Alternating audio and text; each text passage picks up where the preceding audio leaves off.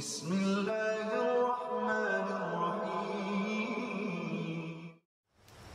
رب اشرح لي صدري ويسر لي أمري واحلل عقدة من لساني يفقهوا قولي بسم الله والصلاة والسلام على رسول الله وعلى آله الطاهرين أما بعد. Donc comme vous le savez, en ce moment je diffuse des exégèses de rêves, de chiites qui font des exégèses de rêves, et beaucoup de personnes, vous êtes beaucoup à réclamer donc l'explication de vos rêves. Par contre, il faut faire la différence entre les rêves qui sont pieux et ceux qui font partie d'Al-Mubashirat, des annonces, de bonnes nouvelles, de bonnes annonces, des prémonitions de bien, et les rêves qui sont issus complètement du shaitan, de Satan, et qu'on appelle al-hulm. Et vous avez les rêves qui sont adrat ou ahlam, qui sont ces rêves qui sont en fait un mix, un mélange de bien et de mal, et en fait c'est juste Satan qui joue avec vous. Donc tous les rêves ne sont pas à expliquer, et il ne faut pas nécessairement rechercher un exégèse de rêve à tous vos rêves. Faites attention à ceci, et c'est ce qu'explique le cheikh Al-Kahil dans cette vidéo. Donc on va écouter, j'ai accéléré parce que le cheikh, comme vous le savez, parle très lentement. Bismillah. كثير من الناس تشغله الأحلام. النبي عليه الصلاة والسلام أعطانا قاعدة مهمة يجب أن نحفظها. Il dit beaucoup de personnes donc sont intéressées, sont préoccupées par l'explication de leurs rêves, et le prophète nous a donné une règle. لأن معظم الأحلام التي نراها هي من الشيطان، هي أضغاث أحلام. La majorité des rêves qu'on voit sont issus du fait que Shaitan joue avec vous, et on appelle ça adrat ou ahlam. Et adrat ou ahlam, en fait, c'est quoi? C'est en fait des sortes d'herbes, de grandes herbes, d'accord? Et on trouve de toutes les qualités dans ces herbes. Et c'est exactement l'exemple, c'est ce qu'avait dit, excusez-moi, Allah Azza wa Jal à Ayoub lorsqu'il a fait le serment de donner 100 coups de fouet à son épouse. D'accord? Donc Allah Azza wa Jal lui a dit, prends donc ces tiges, donc c'est un amas de tiges, et donne un seul coup à ton épouse. Bien sûr, il n'y a aucune conséquence, c'est juste afin de respecter son serment. Donc ad-dirth, c'est une tige, une sorte de grande herbe, et donc il y en a qui sont secs, elles sont sèches ou fraîches, et donc on voit que c'est un mélange, il y a un peu tout dedans. C'est pour ça qu'on appelle ça adrathu ahlam, comme dans surat Yusuf alayhi salam. هي من تلاعب الشيطان بك، ليس لها هدف وليس لها تفسير. ولذلك نجد أن بعض مفسري الأحلام يفسر لك أي شيء، وهذا خطأ. يجب أن تميز بين الرؤيا الصادقة التي هي جزء من علامات النبوة، والتي هي سوف تتحقق، مثل رؤيا سيدنا يوسف، رؤيا سيدنا إبراهيم، رؤيا النبي عليه الصلاة والسلام، وهكذا. Donc il dit voilà, faut pas interpréter tous les rêves, il faut interpréter les rêves qui sont les vers ar-ru'ya sadiqa, le rêve comment dire pieux, d'accord, le rêve qui est clair dans le rêve, qui est avec une haute intensité, qui vous préoccupe quand vous le levez, vous voulez absolument en savoir la signification. C'est un rêve lumineux, d'accord, et ça fait partie de la prophétie, c'est une des parties de la prophétie. Et il cite les rêves qui ont été faits par le prophète Ibrahim alayhi salam, par le prophète Yusuf et par le prophète Muhammad alayhi salam. Que Dieu les salutations sur eux. أما ما يتلاعب الشيطان بك يجب أن تنساه على الفور، ولا تفكر به ولا تحدث به، لكي لا تشغل دماغك بتشاؤم أو بأشياء يعني قد تصيبك بالاكتئاب بنتيجة. دعوني في البداية أتأمل معكم حديث النبي الكريم عليه الصلاة والسلام وماذا أمرنا، ثم نتدبر هذا الكلام النبوي العظيم. يقول عليه الصلاة والسلام. Donc déjà il te dit, il ne faut pas faire attention à ces rêves qui proviennent de Satan, parce que ça peut ancrer en toi l'anxiété, tu peux te réveiller et pas être bien, et voilà, donc il faut passer. Et le prophète alayhi sallam le dit dans un hadith, que l'un d'entre vous, d'accord, ne parle pas, ne raconte pas ce que Satan a fait dans son rêve lorsqu'il a joué avec lui. Donc Satan joue avec vous dans vos rêves et vous ne devez pas raconter à autrui en fait cet amusement, le fait que Satan a joué avec vous dans votre rêve, d'accord? C'est du tala'ub, c'est du jeu. Et c'est un hadith qui est rapporté par Muslim. لا يحدثن أحدكم بتلعب الشيطان به في منامه. طبعا هذا حديث صحيح مختصر، خير الكلام ما قل ودل، والنبي عليه الصلاة والسلام أوتي جوامع الكلم. يخبرنا أن جزء كبير من المنامات والأحلام التي نراها هي من تلعب الشيطان بك، لأنه ثبت حسب مبادئ علم النفس أن الإنسان إذا كان يفكر بقضية معينة طوال النهار ثم شغلت دماغه قبل النوم فإن الدماغ يبقى في حالة عمل أثناء النوم كما تعلمون. الدماغ لا يتوقف على مدى 24 ساعة. أثناء النوم الدماغ ينظف نفسه من المعلومات الضارة يبعدها، يرتب المعلومات المهمة، يقوم بتخزين المعلومات الجديدة، له عمل كبير جدا أثناء النوم. Donc comment expliquer? Bon, la majorité des rêves sont issus de Hadrat ou Ahlam, sont des rêves de cet ordre-là. Donc comment expliquer ceci? Même les scientifiques ont expliqué qu'en fait le cerveau ne cesse de fonctionner, même lorsque vous dormez. Et donc l'une des fonctions du cerveau, c'est de faire le tri dans les images. Vous savez très bien qu'on accumule énormément d'images avec Internet. C'est incroyable le nombre d'images qu'on accumule. C'est limite, c'est inquiétant même. En plus, il y a le fait qu'on n'arrête pas de ressasser des mauvaises pensées. On subit des événements, des frustrations, plein de choses, des waswas dans la journée. Tout ceci, en fait, se rejoint et le cerveau essaie de trier tout ça. Et ceci ressort dans les rêves, d'accord? C'est comme si vous aviez un écran. Imaginez-vous un informaticien et vous avez un écran. Il est en train de regarder les images. Par exemple, vous avez dans votre ordinateur que vous avez accumulé et il essaie de trier. Et bien, vous allez voir des images défiler qui n'ont pas nécessairement de lien entre elles, d'accord? C'est comme ça qu'il faut comprendre Hadrat ou Ahlam. C'est pas comme un rêve pieux, vous allez faire lumineux, où du début à la fin, ça a un sens, c'est clair. Vous comprenez que c'est pas un amas comme ça, quelque chose qui... ça a aucun sens. الأفكار التي تتوارد على ذهنك تبقى تشغل دماغك أثناء النوم، وهنا يدخل الشيطان. الشيطان أخي الحبيب ليس له سلطان على المؤمن، سلطانه على من يعتقد به. المؤمن دائما لسانه يذكر الله، دائما في حالة خوف من الله، في حالة عبادة، في حالة حذر من الشيطان. إذن الشيطان لا يستطيع أن يتسلل ويوسوس لك، إنما يوسوس لإنسان غافل جاهل بعيد عن القرآن، بعيد عن أساليب الشيطان، بعيد عن تزيين الشيطان لك، وبالتالي يستطيع أن يدخل هذا الشيطان وله قدرة على الغواية. كيف يغوي الإنسان الشيطان؟ يغويك أنه يستطيع أن يدخل إلى موجات الدماغ لديك وإلى العمليات التي تتم في الدماغ ويتحكم بها. يأمرك بالشر، والشيطان يعبث بأحلامك أثناء الليل، ولكن الشيطان لا يستطيع أن يعبث بأحلام إنسان مؤمن. إنسان Donc là, il est en train de parler de la relation avec Satan, en disant que l'emprise de Satan est uniquement sur ceux qui croient en lui, et ça c'est faux. L'emprise de Satan est sur tous ceux, dans le Coran, le terme utilisé c'est yatawallawnahu, ceux qui le suivent dans ses conjonctures, dans ses conjectures.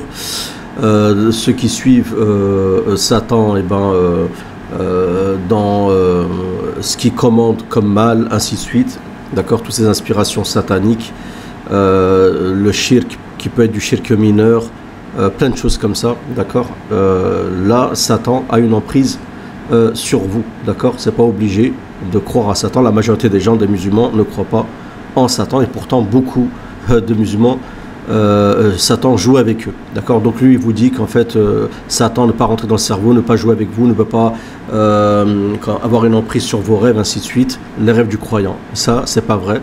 Et bien sûr que Shaitan peut jouer même avec les rêves du croyant, c'est possible, d'accord. Simplement vous faites la part des choses entre le rêve pieux et le rêve qui provient de Shaitan. C'est pour ça que le prophète nous indique ce qu'il faut faire, la marche à suivre, en disant vous soufflez à votre gauche, vous changez de côté, ainsi de suite. Donc ça peut, mais il y a des phases. Le croyant ne peut pas être durant toute sa vie à 100% pieux et ne voir que des rêves pieux, être que dans un monde lumineux céleste, c'est pas possible. D'accord? Donc c'est pas parce que vous allez voir des mauvais rêves, ainsi de suite, ça veut dire que vous n'êtes pas croyant. Et après, il dit que Shaitan ne peut pas en fait avoir une emprise sur le cerveau, ainsi de suite. Lors de la possession, c'est possible. Le djinn peut avoir. Après, l'emprise, elle peut être partielle. Le degré d'emprise varie en fonction du degré de possession et de l'éloignement de la personne ou de la cause qui a causé ceci, du degré de la chose qui a été faite, perpétrée par la personne et qui a causé cette emprise. D'accord? Voilà. Wallahu a'lam. إلا قليلا طبعا إلا في مجال محدود. إنسان يذكر الله كثيرا، يحذر الآخرة، يقوم الليل، حياته كلها عبارة عن أعمال بر، حب الخير للناس، يسارعون في الخيرات مثل الأنبياء. الشيطان يتسلل ولكن لا يجد ما يلعب به. يجد في دماغك الخير، يجد حب الخير، لا يجد الطمع. Donc là il parle de personnes qui prient la nuit, lisent le Coran, ne font que des actes de piété. Oui, ça c'est vrai. Mais lorsqu'on observe la réalité actuelle du monde, on n'est plus à l'époque des prédécesseurs. D'accord? Même les prédécesseurs devaient faire des rêves où ils voyaient Shaitan jouer avec eux de temps en temps, ça c'est pas interdit. D'accord? Et même en étant croyant, en faisant la prière de nuit, en lisant le Coran, en faisant du dhikr, si vous êtes amené durant vos journées, parfois à faire des petits péchés ou des plus grands péchés, ça dépend du degré du péché. Surtout dans le monde dans lequel on vit, à part pour une personne qui s'isole, comme le ferait une personne dans une zaouïa ou je sais pas dans une chambre, dans une caverne, et il n'en sort pas. Mais là, vous savez très bien que c'est pas le cas de la majorité des croyants. Donc je suis pas vraiment d'accord avec ce que le shir dit. لا يجد الكره، لا يجد حب الانتقام، لا يجد في دماغك مثلا حب المال، حب الدنيا. هذه الاشياء هي التي تجعل الشيطان قادرا على ان يتحكم بأحلامك أو يعبث بهذه الأحلام. بالنتيجة ينبغي على كل واحد مؤمن أن يدرك أن هناك فرق كبير بين الرؤية الصالحة وبين الأحلام التي هي من الشيطان. أهم شيء الرؤية لها هدف واضح بالنسبة لصاحبها أولا قبل أن يكون واضحا بالنسبة للآخرين. ثاني شيء يجب أن تكون الرؤية واضحة تتذكرها وكأنك تراها. يعني الرؤيا التي رآها الملك في قصة سيدنا يوسف كانت واضحة بالنسبة له ومتكررة ووصفها للناس بدقة كاملة وواضح أن من ورائها هدف. Donc là, il essaie d'expliquer la différence entre le rêve pieux, Ru'ya Saliha. Le rêve, lui, il parle de Adratu Ahlam, mais en fait, il y a trois catégories. Il y a Adratu Ahlam, ça c'est les conséquences en fait du subconscient, du tri qui est fait par votre cerveau, comme il l'a dit, et c'est pertinent. Et vous avez Ru'ya min ash-shaytan, c'est qui provient que de Satan. C'est un rêve purement maléfique. Vous vous levez, vous tremblez, vous n'êtes pas bien, vous avez l'impression que Shaitan il circule dans votre canal sanguin, ce qu'il fait réellement. Et donc ça provient. Et là, dans ce cas-là, il faut demander protection à Allah Azza wa Jal contre Shaitan. D'accord? Et donc le rêve véridique, il explique parmi les conditions, c'est que ça doit être un rêve clair. Et comme j'ai dit aussi lumineux.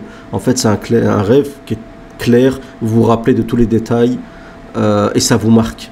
Et il donne l'exemple du roi à l'époque du prophète Youssouf alayhi salam. Lorsqu'il a fait son rêve, il dit que c'était un rêve répétitif, il l'a vu à plusieurs reprises, il s'est rappelé des détails et il a raconté ce rêve. Et ensuite Youssouf a pu en faire l'exégèse. C'est comme le rêve de Nabucodonosor, ce roi qui était opposé au prophète Daniel, qui était un exégète de rêve aussi, et qui avait fait l'exégèse du rêve de Nabucodonosor. Ça l'avait perturbé, et c'était un rêve qui était en détail, extrêmement long, avec des bêtes qui sortent de la mer, avec des caractéristiques particulières. Mais ça, c'est des rêves qu'Allah Azza wa Jalla vous montre à certaines personnes pour une sagesse particulière. Ça, c'est Ar-Ru'ya As-Saliha. Et en général, dans votre vie, moi je sais, par exemple, dans ma vie, des Ru'ya Saliha, j'en ai pas fait 1000, et je me rappelle à peu près de tous ces rêves-là. D'accord, peut-être pas tous à 100%, mais au moins 80% de ces rêves, je m'en rappelle, parce que c'est des rêves qui vous marquent. D'accord? Et en général, vous pouvez être capable d'en comprendre la signification, en général, pas toujours, si vous avez quelques connaissances dans la science de l'exégèse du rêve ou en vous basant sur le livre d'Ibn Sirin. ليست أضغاث أحلام، ليست إنسان في المنام أو في الحلم يلحق بك فتهرب منه ثم تدخل في كذا ثم تجد نفسك في مكان آخر في حديقة ثم تجد نفسك مع إنسان مات منذ زمن ثم بعد تجد هذا تلاعب الشيطان. Donc il explique que quand Shaitan joue avec vous, bah, c'est un rêve, genre tu vas te sauver, tu vas passer dans un autre monde, dans un autre endroit, tu vas rencontrer une personne qui est morte depuis je sais pas combien d'années, ainsi de suite. Des choses qui sont un peu bizarres, où on saute du coq à l'âne, comme on dit. فيجب ألا تحدث بها نفسك ولا تحدث الآخر. انساها مباشرة، فكر بشيء آخر. ومع الزمن ستجد نفسك أنك ستنسى هذا التلاعب أوتوماتيكيا. Et après, donc il faut mettre ce rêve de côté, il ne faut pas le raconter, mais tu vas l'oublier automatiquement, Inch'Allah, il n'aura pas d'impact. C'est ce qu'il faut faire. بينما نجد بعض الناس كل يوم يرى شيء ويتصل بمفسر الأحلام، رأيت كذا كذا. وبعض مفسري الأحلام طبعا أخذوا هذا الأمر كمهنة، يقول لك كذا وكذا وكذا، فتشغل دماغك بأشياء يعني لا قيمة لها. Donc là, il explique quelque chose qui est réel, c'est le problème des gens qui voient des adrat ou ahlam et qui appellent les exégètes de rêves pour leur raconter ces rêves-là. Et ça, moi, je suis d'accord avec lui, d'accord, parce que ça devient un peu du n'importe quoi, parce que le problème, la personne qui vous appelle, vous la connaissez pas. C'est très important pour savoir en fait la qualité du rêve, l'importance du rêve, de savoir qui vous appelle, de voir la personne en réalité en face. Parce que si vous rencontrez une personne qui est pas sérieux dans le dîn et te dit j'ai rêvé du prophète Ibrahim, j'ai vu ça, excuse-moi, bon, t'es bien gentil, mais ton rêve, tu le gardes. J'ai pas envie de traduire ton rêve, d'expliquer ton rêve. D'accord? C'est pour ça qu'il y a beaucoup de personnes sur internet qui racontent des rêves, que ce soit sur le Mahdi ou autre, mais en fait c'est pas des rêves à prendre en compte parce qu'on connaît pas la personne, on sait pas comment elle est. Par contre, le rêve du croyant, quand on parle du croyant de manière générale, hein, la personne qui est pieuse, on sait tous qu'est-ce qu'un croyant lorsqu'il est pieux, qui fait pas de riba, qui fait pas de shirk, qui se moque pas du dîn, qui vole pas, qui se croque pas, qui fait ses salades, qui paye sa zakat, qui fait son hajj une fois par année, et ainsi de suite. Tout ça, vous le savez, d'accord? Qui ne fait pas de shirk, toute forme d'associationnisme, surtout majeur. Bah, cette personne-là, lorsqu'elle fait un rêve, ce rêve peut être min al-mubashirat, parmi les bonnes annonces, et c'est un rêve à prendre en compte. Donc ça, c'est très important. Il explique que les exégètes de rêve, aujourd'hui, comme peut-être ils gagnent de l'argent grâce à leur explication de rêve, peut-être sur TikTok ou autre, peut-être ils sont amenés à traduire tous les rêves, d'accord? Donc il faut faire attention à ça aussi. À part si vous sentez que dans un rêve, lorsque la personne vous raconte, vous sentez que non seulement la personne n'a pas pu inventer ce rêve, mais que c'est un rêve qui a un sens, d'accord? Qui a un sens et qui est important, comme la dernière fois, le dernier rêve qu'on avait expliqué sur ma chaîne concernant le Mahdi. C'est difficile pour une personne mauvaise ou une personne d'inventer un tel rêve, d'accord? On sent que c'est un rêve qui provient d'Allah Azza wa Jal, Wallahu A'lam. Après, est-ce qu'il est permis à un exégète de rêve d'avoir, par exemple, de gagner sa vie grâce à ça, ou de gagner... Je pense que c'est comme le domaine de la ruqya. On sait qu'il y a des prophètes ont été récompensés pour leur exégèse de rêve. Le prophète Daniel, le prophète Yusuf alayhi salam, beaucoup de prophètes, surtout des Bani Israël, en interprétant des rêves, ont réussi à sortir de situations difficiles, d'accord? Wallahu a'lam. فالنبي أراد أن نشغل دماغنا بذكر الله بالعمل الصالح بالدعوة إلى الله. أن الشيطان يهدف من خلال التلاعب بأحلامك أن يبعدك عن ذكر الله، أن يبعدك عن الآخرة، يبعدك عن فعل الخير، يبعدك عن الإصلاح بين الناس، يبعدك عن الدعوة إلى الله. لذلك أخي الحبيب، إياك أن يتلاعب الشيطان بك. هو يتلاعب بأحلامك أحيانا، ولكن يعني دعنا نقول إن هذه الأحلام لا تضرك، والشيطان يحاول أن يوهمك ويخوفك ويقنعك أن هذه الأحلام تضر. طبعا النبي أكد أن كل ما يوسوس به الشيطان لك في الليل لا يضرك. أكد أيضا أنك يجب ألا تحدث أحدا، وأكد أنك ينبغي أن تستعيذ بالله من شر الشيطان. Donc il dit que Inch'Allah, le rêve de Satan ne pourra pas t'atteindre, d'accord? Pour cela, ne pas le raconter, les conditions, faut l'oublier. Et il faut aussi demander protection à Allah Azza wa Jal contre Satan dans ce rêve, d'accord? وتستيقن أن هذه الأحلام لا تضرك لأنها من تلاعب الشيطان بك. بالمقابل إذا أردت أن تتخلص من تلاعب الشيطان بأحلامك الإجراءات بسيطة. عليك بذكر الله قبل النوم، لا تنام إلا وأنت متوضئ على جنبك الأيمن. اقرأ القرآن قبل النوم. فكر بالآخرة قبل النوم. فكر برؤية النبي صلى الله عليه وسلم قبل النوم. فكر بزيارة البيت العتيق قبل نومك. فكر أن تصلح بين اثنين في اليوم التالي. فكر أنك ستسامح فلان، ستعطي فلان. ماذا سأعطي هذا الفقير؟ Donc il dit comment éviter justement, s'en sortir de tous ces rêves maléfiques. En fait, c'est dormir avec les ablutions, faire les invocations de la nuit, comme vous le savez, lire le Coran avant de dormir, et penser à plein de choses positives dans la religion. Penser à l'au-delà, penser à la Kaaba, penser à faire du bien le lendemain. Je vais faire une sadaqa, je vais arranger la situation de deux personnes. Pensez à des choses de bien. Et Inch'Allah, ça va vous permettre que Shaitan ne joue pas avec vous. Et Ibn al-Qayyim, dans un de ses livres, je ne sais plus si c'est Iratatul Lahfan, je crois, il explique en fait quand vous dormez avec les ablutions, que vous récitez vos invocations, votre âme elle s'élève pour se prosterner devant le trône d'Allah Azza wa Jal, et que les âmes maléfiques elles essaient de s'emparer de l'âme, elles n'arrivent pas à l'attraper, et l'âme elle traverse le monde, on va dire, du bas, as-soufli, du mal, de la bassesse, pour s'élever dans les cieux.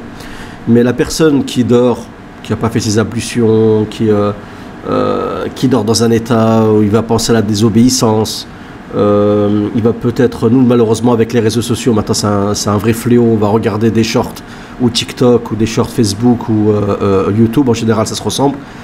Quoique TikTok c'est catastrophique, et on va voir des images, même si on n'aura pas l'intention de faire du mal, mais on va voir ça va y avoir de la musique, il va y avoir des femmes mal habillées, ou pour les femmes des hommes qu'il ne faut pas voir, ainsi de suite. Et ensuite vous allez faire vite fait votre adhkar et vous endormir, mais en fait déjà dans votre cerveau s'est imprégné de toutes ces images. Contrairement à la personne qui avant de dormir va prendre un livre de djinn, il va commencer à lire une partie de la biographie du prophète, ce qui est conseillé, une histoire d'un prophète, des hadiths du prophète, ça c'est le top, mais personnellement c'est ce que je fais pas. Qu'Allah Azza wa Jal nous guide, d'accord, et c'est ce qui permettra comment s'appelle, d'être éloigné de Shaitan. Et lorsque donc votre âme va surélever, les démons vont pas réussir à s'en emparer, parce que s'ils s'en emparent de votre âme elle ne monte pas vers le ciel, ils vont s'amuser vers le monde de la bassesse. C'est pour ça que ils vont s'amuser avec vous, ils vont se promener. Donc vous pouvez rencontrer d'autres âmes, des personnes que vous ne connaissez pas. Vous pouvez rencontrer plein de choses comme ça. Et c'est les démons en fait. C'est comme si vous étiez un ballon et ils sont en train de jouer au volley avec votre âme lorsque vous dormez. Malheureusement, c'est vraiment comme ça. Voilà. Bon, c'est peut-être pas l'image du volley, c'est une métaphore, mais vous m'avez compris. Donc voilà. En espérant que cette vidéo elle vous a plu et que vous ayez bien compris la différence entre le rêve pieux, adrat ou ahlam, les rêves mélangés, et le rêve qui provient exclusivement de Satan, où vraiment vous levez dans un état panique, vous voyez avec des démons, je sais pas, des trucs bizarres comme ça, des zombies, d'accord. Donc voilà, en espérant que cette vidéo vous a plu, c'est le cas, j'aime un partage, et n'hésitez pas à réagir dans les commentaires, et abonnez-vous à ma chaîne, vous n'êtes pas encore abonné, et pour ceux qui désirent des kits de Ruqya, vous avez le lien sous cette vidéo. Salam à tous.